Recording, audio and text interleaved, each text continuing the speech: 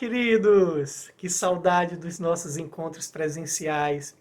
Mas enquanto isso não é possível ainda, vamos nos reinventando. Vamos utilizando da nossa plasticidade física, da nossa plasticidade emocional e espiritual para nos sentirmos mais próximos um do outro. Fica desde já aquele sentimento de gratidão a você que tira um tempinho para assistir esse vídeo, a equipe de doutrinária na figura da querida Jace. Jace, aquele beijo, minha querida. E grato também eu sou às demais equipes da FEIS. Uma instituição como essa, como a FEIS, é feita com a soma de muitos talentos, de muitos corações comprometidos com o bem e de mãos em ação, em conjunto. Como diz aquela oração de Teresa d'Ávila, da linda Teresa d'Ávila, Cristo não tem atualmente sobre a terra nenhum outro corpo senão o teu, nenhumas outras mãos senão as tuas, nenhum outros pés senão os teus. Tu és os olhos com os quais a compaixão de Cristo deve olhar o mundo. Tu és os pés com os quais ele deve ir fazendo o bem. Tu és as mãos com as quais ele deve abençoar os homens de hoje. Tamanha nossa responsabilidade. Que boa lembrança, Teresa d'Ávila. E sem deixar esse sentimento fraternal, vamos falar sobre o nosso tema de hoje? O cérebro. Ou melhor dizendo, estudando o cérebro. Esse é o título do capítulo 4 do livro No Mundo Maior, do nosso queridão Chico Xavier e do nosso amigo espiritual André Luiz. No seu aprendizado, uma equipe de suporte espiritual, André se encontra com um mentor chamado, eu sempre esqueço o nome, Calderaro. E a função era o acolhimento a um irmão que na encarnação passada, na vida experimentada anteriormente, havia tirado a sua própria vida. Ainda inerte espiritualmente e ligado negativamente ao agressor da vida anterior, esse irmão merece a atenção da equipe de socorro espiritual. A equipe liderada pelo benfeitor Calderaro verifica todo o corpo astral do irmão necessitado e chega até um órgão de relevante importância, melhor dizendo, o cérebro. Calderaro, demonstrando conhecimento científico, cita inclusive termos de classificações técnicas, como a região do córtex, região intermediária do cérebro, e constata como essa área ainda se encontra paralisada pela dor e pelo remorso, sentimentos que não permitiram acesso desse irmão adoecido às esferas superiores. E aí fica uma pergunta, né? Espírito tem cérebro? Será que espírito tem cérebro? Eu quero ler na íntegra, do jeitinho que está aqui no livro, né? Que a equipe responde. Estamos diante do órgão perispiritual do ser humano, adentro à duplicata física, da mesma forma que algumas partes do corpo carnal têm estreito contato com o indumento. Todo o campo nervoso da criatura constitui a representação das potências perispiríticas, vagarosamente conquistada pelo ser através dos milênios e milênios, através das suas experiências.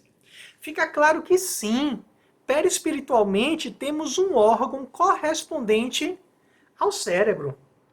Melhor dizendo, O órgão que nós temos encarnado é, na verdade, uma duplicata do aparelho perispiritual.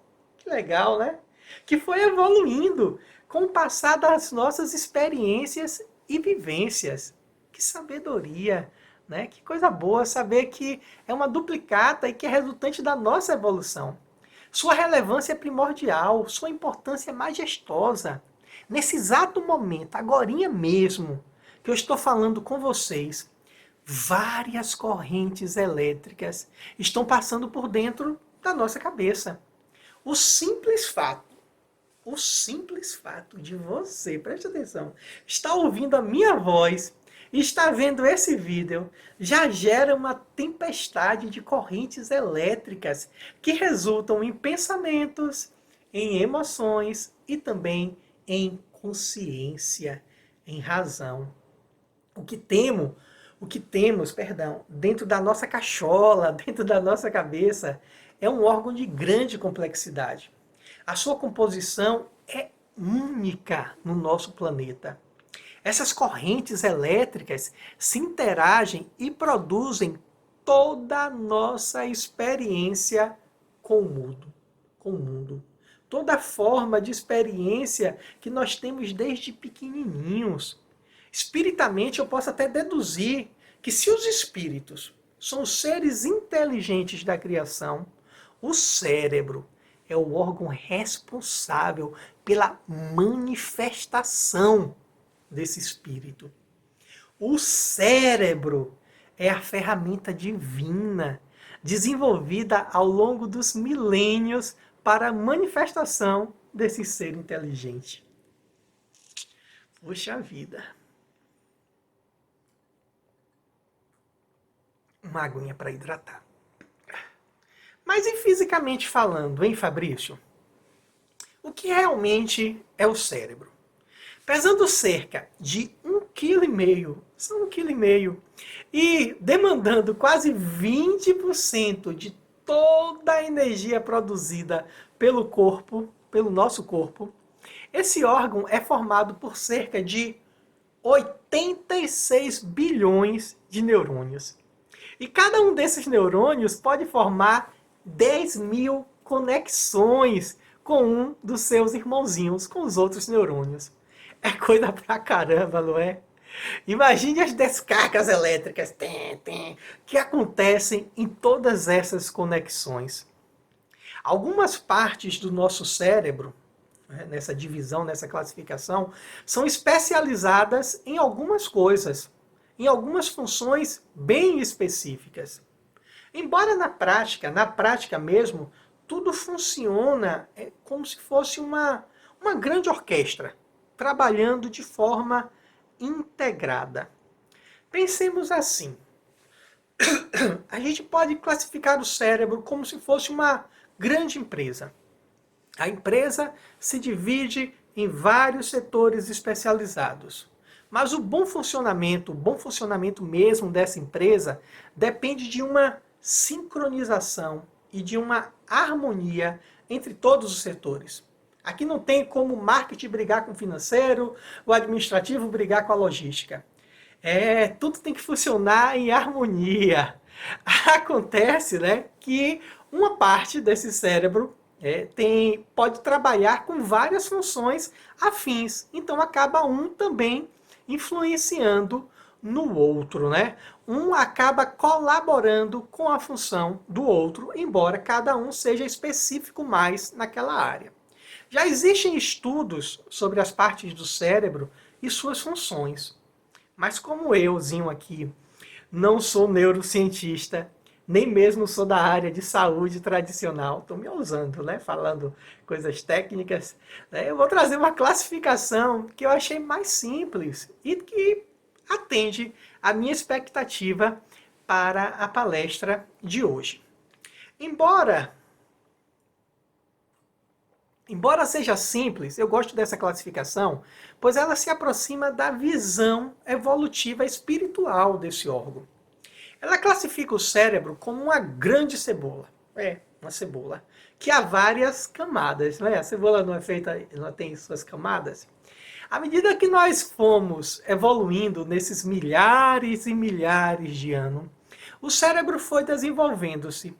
E nesse desenvolvimento, ele foi compondo novas camadas, uma camada sobrepondo a outra, que se adaptaram às suas necessidades evolutivas, às suas várias necessidades evolutivas, nesses tantos milênios que vivemos. O cérebro mais antigão que nós temos é o cérebro primitivo. A gente ainda compartilha essa origem lá com os répteis. Por isso que nós também podemos chamar de cérebro reptiliano. Essa camada do cérebro é totalmente mergulhada no instinto. Não tem sentimento, nem emoção, muito menos razão.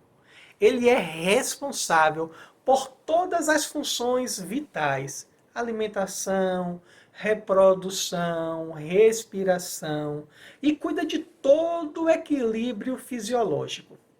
O processo da homeostase, né, vamos lembrar lá da nossa biologia básica, que é a autorregulação das células e de suas funções, é realizado por essa camada do cérebro, pelo reptiliano. A pressão do corpo, a temperatura, né, é o mais antigo, é o mais básico, é o mais primordial que nós possuímos. Mas ainda é presente, é de fundamental importância esse cérebro. Quando nós estudamos essa camada, nós vemos que não estamos tão distante assim dos outros animais. Irmãos, né? Os animais são os nossos irmãos, como Chico nos ensinou, né? Francisco, tem esse cérebro muito ainda desenvolvido, né? Predominante, o reptiliano. Né? Esse cérebro, o instinto, ele é tão presente ainda em nossas vidas que ele acaba sabotando, às vezes, as outras esferas, as esferas da emoção e a esfera da razão. Né? Às vezes, o instinto passa por cima do sentimento e do próprio cognitivo. Essa é a verdade. Né? É tão forte, é tão presente ainda em nossas vidas que nós agimos, às vezes, por instinto.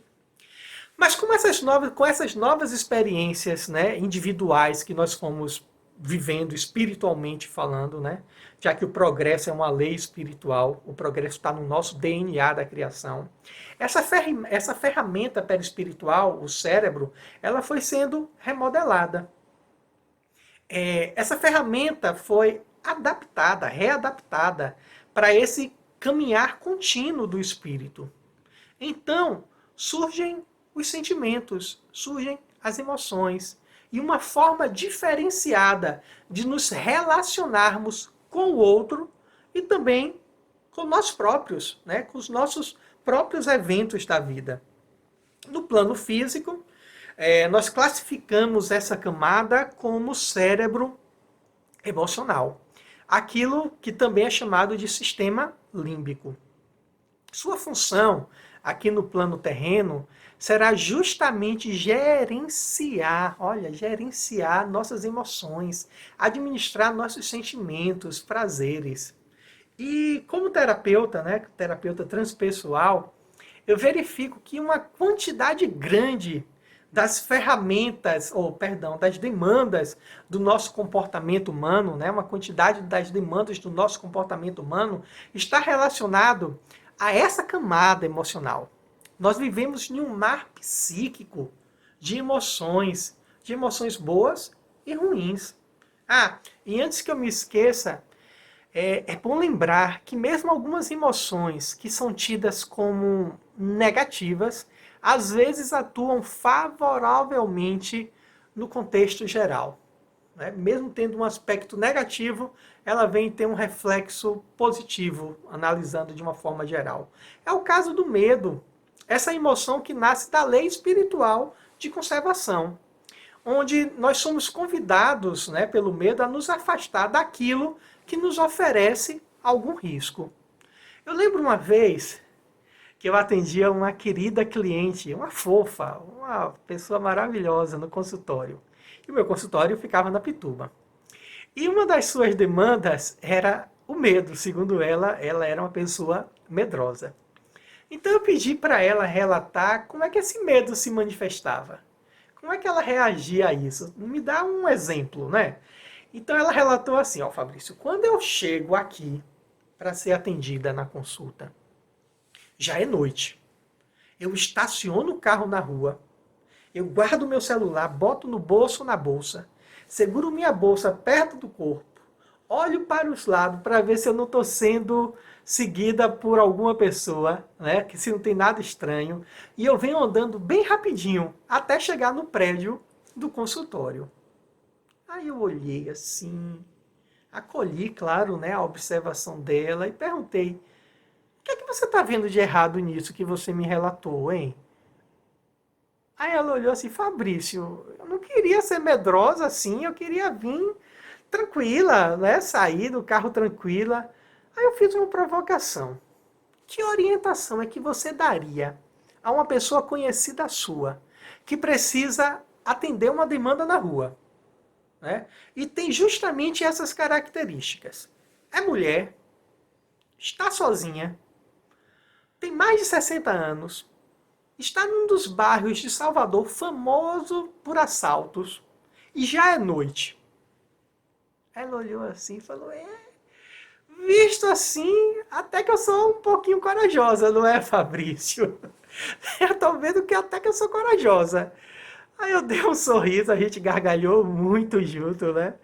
E falei: o medo é necessário.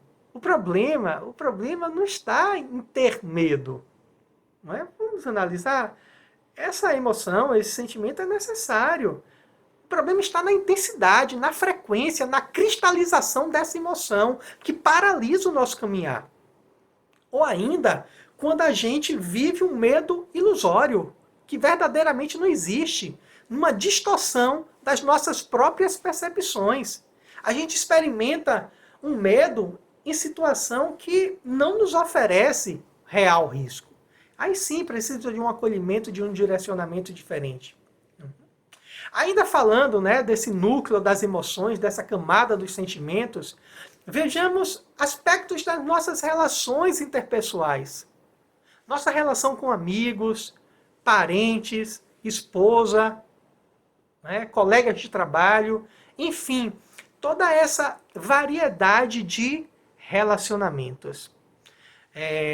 Bem, em relação ao outro, salvo casos excepcionais que precisam ser estudados, o ser humano quer o quê? Quer ser notado, quer ser acariciado, quer ser reconhecido, quer ser valorado. Queremos ter a nossa experiência testemunhada por uma outra pessoa. E quando nós não temos essas expectativas emocionais atendidas, nós podemos gerar conflitos internos, feridas na alma, que irão marcar o nosso corpo físico e também o nosso corpo espiritual. O orgulho, a raiva, a tristeza, a mágoa, o estresse emocional são exemplos negativos de como as emoções influenciam fortemente na nossa saúde holística, na saúde do corpo, mente e espírito. Sendo fiel ao capítulo do livro, a gente encontra mais uma afirmação do André Luiz. Ele diz assim: depois de várias experiências no campo da fuga, da recordação, do remorso, ele arrumou, né, motores, prejudicou o seu sistema motor, prejudicou o seu sistema endócrino, perturbando os seus órgãos vitais, né? E a doutrina espírita, a filosofia, a medicina oriental já nos alerta isso há muito tempo, como esse remorso, como essa dor fere o corpo. O orgulho influencia a glândula pineal, que é responsável pela produção da melatonina, uma das funções reguladoras do sono. Além disso, né, essa glândula ela está relacionada com o chakra coronário, o centro de energia, né, que nos liga ao próprio universo. O nosso orgulho nos desalinha E a gente acaba vivendo um materialismo exagerado. A tristeza e o negativismo mexem com a região da glândula pituitária, hipófise, né? Responsável pela segregação da endorfina. É a região do chakra frontal, muito ligado aos processos até mesmo mediúnicos. A insegurança e a preguiça mexem com a região do pescoço, com a região dos ombros, inclusive a tireoide. Ou seja, todo o nosso metabolismo do corpo. Essa região é regida pelo chakra laríngeo, onde nós manifestamos a comunicação com o outro e também com a nossa própria expressão com o mundo, posso assim dizer. Já o estresse emocional adoece o quê? O coração, associados ao chakra cardíaco, que também rege os braços e as mãos. Esse chakra cardíaco, né, dos 7 principais, ele é o central, fica bem no meio. Não nos esqueçamos que um abraço, um toque, um passe pode curar. Já a angústia, né, influencia no estômago. A raiva toca o fígado. Órgãos que são regidos pelo chakra gástrico, o plexo solar, que também está intimamente ligado ao baço e ao intestino delgado. É coisa, não é? Ufa! O medo excessivo impacta negativamente nos rins, no sistema reprodutor e circulatório, além da bexiga. Todos esses órgãos diretamente ligados ao chakra umbilical. A não aceitação pessoal, sabe? O desprezo por si mesmo interfere negativamente nas pernas, nos pés, nos ossos, no intestino grosso. É regido pelo chakra básico, que se estiver bem alinhado, fortalece a nossa vontade de viver. Mas estando desalinhado, tira justamente essa vontade de viver. E assim, cada emoção mal elaborada vai se relacionar com o nosso corpo, com o templo da nossa alma, de uma maneira diferente. Além disso, seguindo a lei natural da afinidade, essas emoções fazem nos conectar espiritualmente com seres que vibram na mesma faixa energética. Inúmeros são os casos que somos nós encarnados que atraímos os obsessores. Numa troca involuntária de energia e emoções, muitas vezes é o encarnado que está obsediando o desencarnado. Quando a obsessão não acontece de encarnado para encarnado. Basta olhar tantos casos de misoginia, não é? Ou de assédio moral que acontecem até hoje. Que coisa feia, mas infelizmente acontece. Nesse caso específico do livro, foi verificado no cérebro perispiritual como o remorso e a culpa paralisavam o caminhar evolutivo do próprio espírito. Ou seja, um fenômeno cada vez mais comum, a auto-obsessão. Eu mesmo me saboto, eu mesmo paraliso, eu mesmo me obsedio. Veja só, tamanho cuidado a gente tem que ter, não é? Com emoções. Vamos lá, vamos para a terceira camada. Dessa vez, né? A grande camada dessa cebola chamada cérebro é o cérebro racional. Fomos evoluindo, vivemos novas experiências, o cérebro evoluiu, chegou ao cérebro racional, ao neocórtex, a nova cortina, né, que é a camada responsável pelo raciocínio lógico, a intelectualização. Imagine se fôssemos só se nós fôssemos norteados apenas pelos instintos ou pelas emoções. Meus queridos, se já existe tanta sofrência emocional, tantas brigas, traições e vícios dos mais variados instalados na nossa sociedade, Sem essa camada, nós viveríamos verdadeiramente uma pandemia espiritual. A palavra pandemia que está na moda tem a origem grega na junção dos elementos pan, todo, tudo, e demos, povo. Então, todo povo. Quando a gente estuda a mitologia e sua relação com os aspectos humanos, a gente vê que Pan era um deus grego representado com pernas e chifres de bode e tocava uma flauta. Como toda representação arquetípica, psíquica, coletiva, ele tem um lado luminoso, estava longe de ser um deus mau, mas também tinha o seu lado sombrio. Ele provocava susto, pânico por onde passava. Quando Pan tocava a sua flauta, as pessoas viviam num estado alterado de consciência. Entravam em contato com seus conteúdos inconscientes, de uma maneira desorganizada. Afinal, agora eles estavam sem a moldura da realidade, a razão. O neocórtex é a camada que fundamenta a consciência física e espiritual. É só através dela que nós podemos, inclusive, nos dar conta das outras camadas que nós temos. Só através da razão é que a gente consegue ver a camada reptiliana e emocional e como elas influenciam na nossa própria vida. É só através dessa camada que nós temos consciência de nós mesmos, do protagonismo que nós temos nas nossas vidas e no nosso caminhar espiritual. O problema dessa camada é que por um grande período na história do pensamento humano, por muito tempo mesmo, ela foi supervalorizada. A técnica, a máquina, a ciência ortodoxa quis se sobrepor às outras esferas, subestimar a importância das outras camadas do cérebro. Surge o ego e sua utopia de que pode controlar tudo.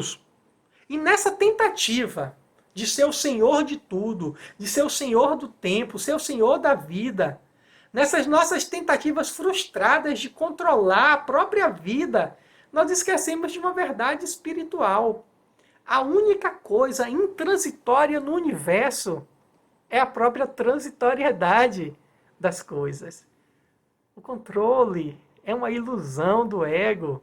Se nós acolhermos essa ideia de que fazemos parte de um grande projeto da criação, veremos que a razão não nos afasta da vida espiritual. Muito pelo contrário, ela nos faz nos conectar, nos ligarmos de uma maneira ainda mais forte às próprias leis da criação. Liberdade, igualdade, amor.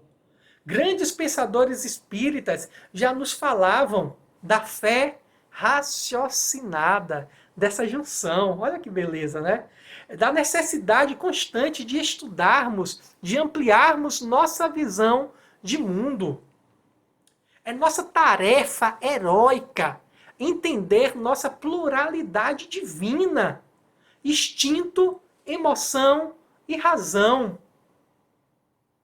Quando conseguimos nos entender assim, quando nós conseguirmos nos entender assim, é esperada a chegada da nova camada do cérebro, a quarta camada, que seria o cérebro astral. Eu me arriscaria em dizer até que isso já começou a ser elaborado. Muitas crianças tidas como cristal já trazem na máquina corpórea, né, que é essa cópia perispiritual, no seu cérebro, elementos instalados que permitem uma consciência espiritual, transcendente, muito maior do que a maioria da população ainda encarnada. Enquanto isso não se torna realidade, a realidade dominante, vamos seguir o nosso querido modelo, o nosso doce Nazareno, Jesus Cristo. Tinha sobras razões de nos recomendar o amor, até mesmo aos inimigos. Além do amor, ele nos incentivava a prática da oração. E isso não é colocado apenas como mera virtude.